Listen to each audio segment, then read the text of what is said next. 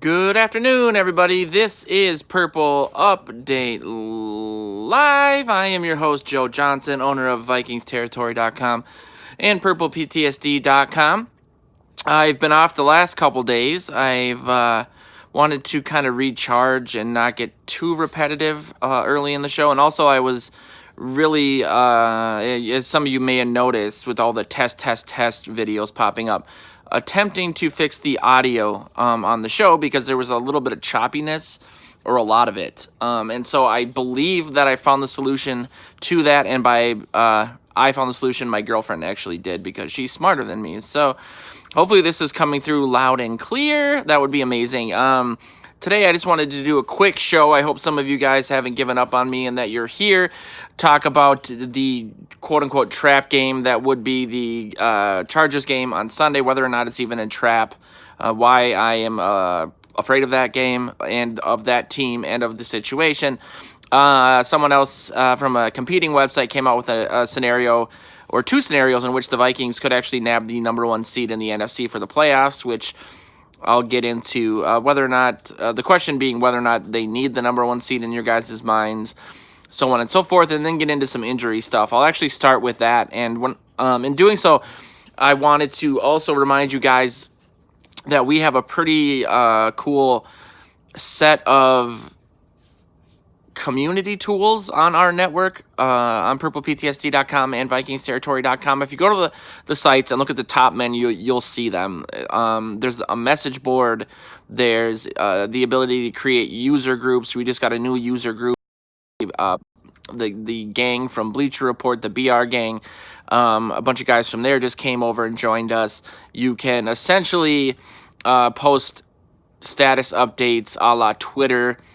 Check out what's trending with hashtags, set up a really cool customizable profile, have friends, have followers, have you can DM people, so on and so forth. It's really intuitive. It's essentially, when we roll out the app for it, going to be like a social media network just for Vikings fans, and we're very excited about it. So check that out if you have a second. It's free to use, obviously. You can use your social media accounts to create an account. You can then join us in our live chats every Sunday or Monday or Thursday, so on and so forth. So that's my pitch to you guys for the beginning of the show, is to check that out because it's going to be a big emphasis for us moving towards the end of the season. But let's get into some of these injuries because there's some surprises, some good news, some bad news.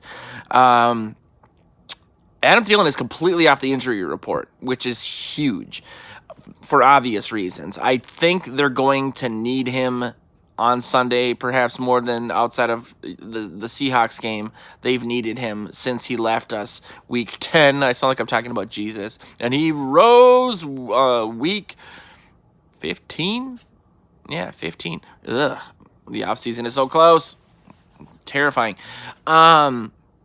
That's big because, as you guys know, like hammies are historically awful. You know, they can flare up as they flared up with him.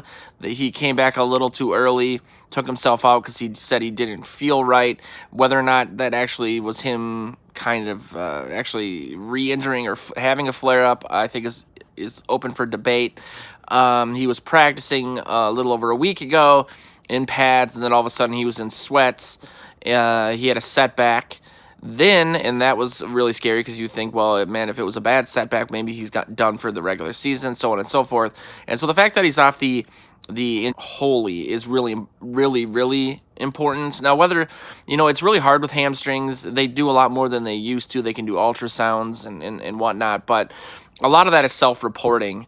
And I think the problem with Thielen coming back too early was that he kind of pushed himself to come back. I felt like when Zimmer, in talking about Dalvin Cook's zest to play, talking about after the Seahawks game, he's like, I'll be ready for Detroit. I'm playing on Sunday. And Zimmer was like, whoa. We'll play our guys if they're healthy. I think that was kind of an admission that, like, even though it's not on the team, in my opinion, Thielen came back too soon. So it's good that they're cognizant of that, but I also and I would hope that Thielen had learned his lesson from that situation, but you never know. So we'll see on Sunday. Again, I do have a lot of trepidation with the game on Sunday. It's a 5-8 team. I guess record-wise, you could consider that a trap game, which we'll talk about again in a second. But they're a good team. They're a good team. So we'll see what happens there. It's looking like Alexander Mattison is going to be out. He's been ruled out, as has Curse. And that's disconcerting because if you're looking, and this has kind of been different in terms of the Vikings' opponents and what they're good and bad at or worst at. Like with the Chiefs game, for example, they were going up against the 30th ranked rush defense, but they didn't seem to make a lot of progress on the ground. But it looks like they are going to be without Madison to spell Cook. From what I've seen, it looks like Mike Boone is going to be doing most of the change of pace stuff in lieu of Madison, but I bet we'll see a fair share of Amir Abdullah, and you would think that this would sort of be a big game for Abdullah because the Chargers have Melvin Gordon as one of their running backs, and go back to their senior year, even their junior year in college, they were the number 1 and the number 2 running backs in the country. One from Nebraska, one from Wisconsin.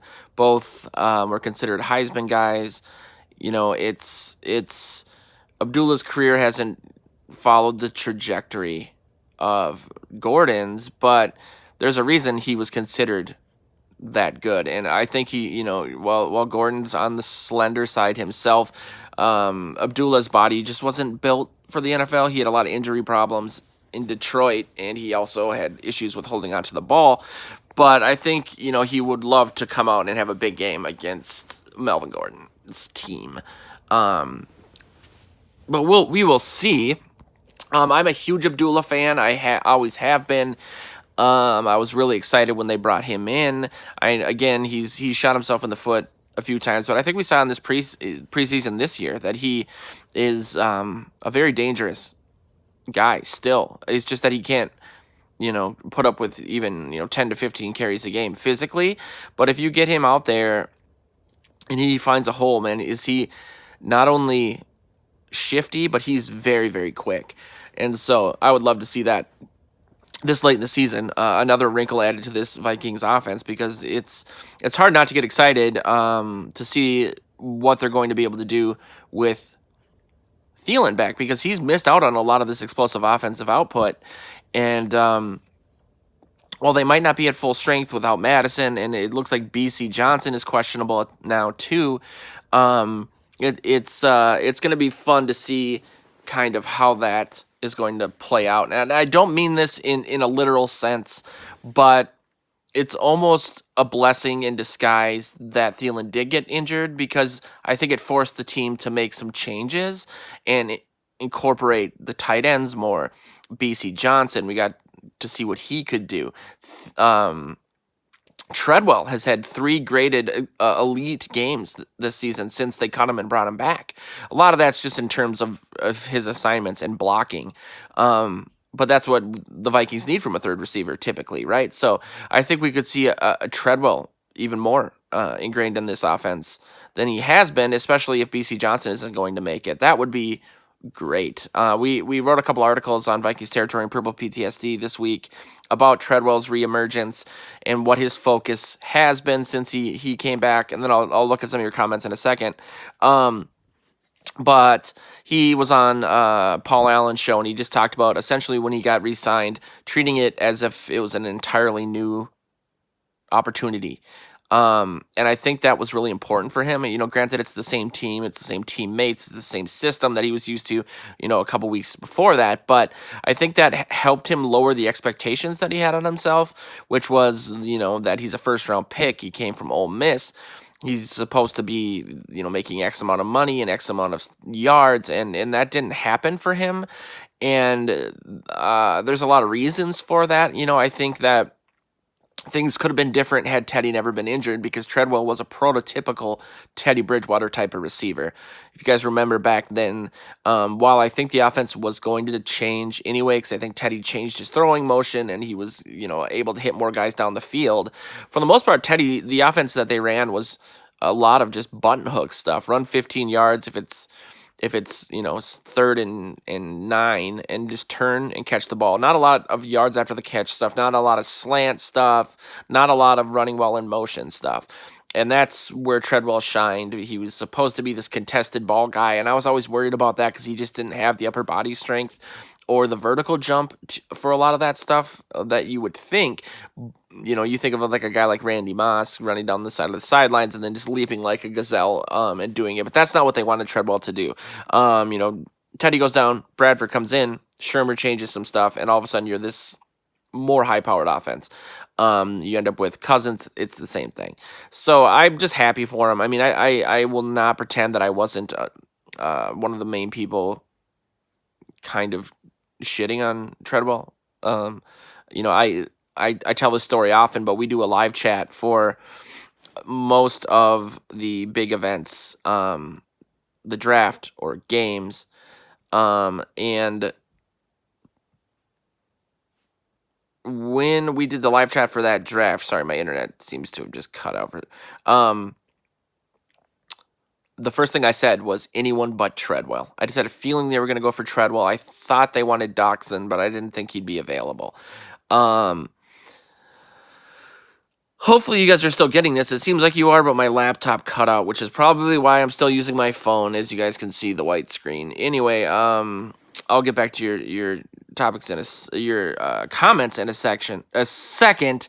But outside of Curse, I think I got everybody there. When it comes to the Chargers game, they have a really good defense. Fourth best overall defense in terms of yardage, fourth best in terms of yardage in the passing game, 17th, so middle of the road rush defense.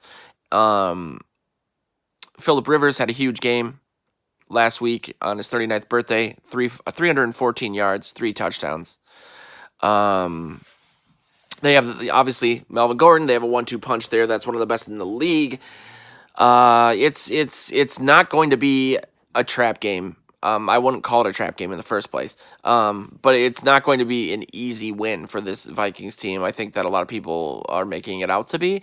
They're going to have to earn that win. And the positives are, obviously, Thielen's coming back. You're going to be playing in front of a home crowd in Los Angeles because the Chargers don't have a lot of support down there, to the point that they're actually thinking about moving again to London. I mean, man, what a disaster that situation was. I apologize. It looks like I lost all your guys' comments when that happened. So if you guys could ask questions, that would be great. Also, let me know if the audio's coming through. One of my cats is raising all sorts of hell, as I'm sure you can hear. But, the Chargers are 5-8. They lost all of those games, and all those games were one-score games. They very well could be a contender coming out of the AFC. So, I think that's where, good teams become great, is when they win close games, and clearly they're not doing that. But at the same time, that doesn't mean that they're as good as the record dictates or as bad as the record dictates.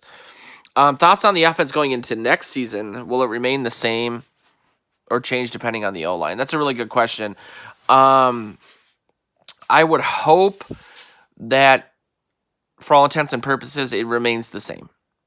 Because I think that most of those things, most of what they do isn't predicated on the offensive line anymore. I think that maybe Cousins does better at play action, does better out of, bootlegs or rollouts, because he knows he doesn't have that sixth sense. He knows he can't sense pressure coming from the blind side. So I think that a lot of people, talk about, national announcers that come in, they'll be like, it's so weird that he's so good at running to his left and throwing, because that's so antithetical to a right-handed guy. first of all, he's not really throwing in motion. He's setting, then throwing most of the time. At least his momentum isn't totally going to the left. Beyond that, I think it's because when he rolls to his left, he can see to his right the blind side defensive end, and he knows that he's not going to get killed. And I think he honestly in the pocket is always just like, oh my God, like happy feet, because he feels like he's going to get hit. And so, an improvements to the offensive line, I think would help him with in pocket throws. But I think that, and I've always said this, that Cousins can put up elite statistics in the right scenario, and I think that this is the scenario that just works best for them. And I think there might be some wrinkles to that. I think we might see more, Irv Smith. Maybe they'll bring in somebody for competition as the third receiver. But I think the offense is mostly set outside of some wrinkles on the offensive line, like you said. Riley Reef might be done. But yeah, no, I think that they're just going to look at the season as a whole and say, this is clearly what has worked, what doesn't. Let's build on it, as opposed to making any systematic or fundamental changes. And so yeah, I definitely think that they can improve on this year. I mean, we missed Thielen for basically half the season, and so I mean, at least it feels like it. And so they could be even better next year. I'm really excited about the prospects of that. And Cousins is going to want to really just ball out next year and even earn more money. And that's what's scary, because there's a lot of articles that have been coming out this week about the huge decisions that the team needs to make after next year. Spielman's contract's up, Zimmer's contract's up, Cousins and Dalvin Cook. There's other guys too, but they might come down to signing one or the other. I mean, I know where I would say Cousins, just because I really do think Alexander Mattison is a future star, and you at least have that option. The Vikings have no other option besides Cousins. Oh, thanks for letting me know about the audio and the video. Yeah, and Tang says he doesn't mind using Treadwell more. His issue was Butterfingers. His route running has gotten much better. That was the knock on him. Something that famously was said by Paul Allen was, well, actually, no, I'm thinking of Patterson. Patterson used to, if they asked him to run a 10-yard route, like a button hook, he would run 11, then 8, then 12. Like, he couldn't count the yards. Treadwell's issue, and I think he talked about this on the Paul Allen show, nice save by me, was that he was just putting too much pressure on himself. And I think, increasingly he was trying to not focus on making the catch. He was also trying to make the catch and then look at who was about to hit him, how many yards he could run. Maybe I can make this move after I get the ball. So he's just looking at like things 5 steps ahead. And when you're not focusing on the ball, you're not going to catch it. So I think he simplified things in that regard. I'm not a huge fan of how he ran that touchdown in. He was wide open, so it's fine. But that was, I'm sure, something that the coaches said, like, dude, protect the ball a little bit better. But good for him. Honestly, I think he can carve out a career this way here. I wouldn't be surprised with his newfound confidence if he actually went to a team that needs help at receiver, the Giants being one of them, and actually maybe was a decent pickup and not so much a role player. Tang says Cousins doesn't want to go anywhere else. 2 great receivers, 2 great tight end, and a great running back duo fits him best. Yeah, there is that too. I mean, I don't pretend that Cousins is this guy that's going to go somewhere. I mean, I think it would have been a nightmare for him in New York. The media, the expectations because of the contract, them being, multiple other parts away from being a competitor. That kind of money breeds expectation, and that's such a huge media market, obviously, that it just nothing good could have come from that. And he was savvy enough to know that. He knew that he was putting himself not only in the best position to win, but to continue his career and even maybe make more money on the re-up after 3 years. And that's, again, always been my argument, is that say what you will about Cousins, maybe he's not getting these yards himself or winning by putting the team on his shoulders, whatever that means, changes from person to person, but he is surrounded by the best skill position players in the NFL per position. I mean, Diggs, Thielen, BC, at wide receiver, Treadwell even. Then you got really good tight ends. I mean, David Morgan is a great blocking tight end. Conklin always comes through when you throw the ball his way. Irv Smith Jr. is going to be a star in this league. Everyone's been saying. Kyle Rudolph catches the ball 85% of the time you throw it his way. You guys know what we got at running back.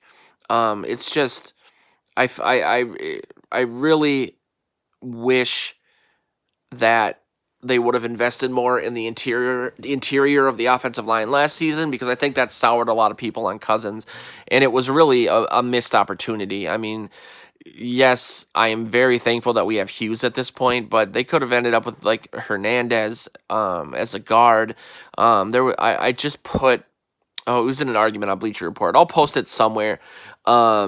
There was 4 or 5 interior offensive linemen they could have nabbed between Hughes and Brian O'Neill, that most of which, were day one starters and have looked really, really good in their career so far. And it just, it was hubris at the time, I think, to allow Zimmer to go after that shiny corner when arguably you didn't need him at the time. Granted, it worked out that way.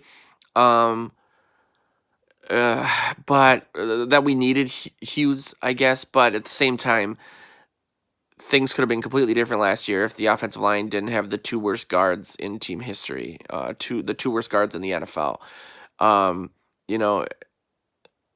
Again, I love Cousins, but I also understand some of the limitations of him, and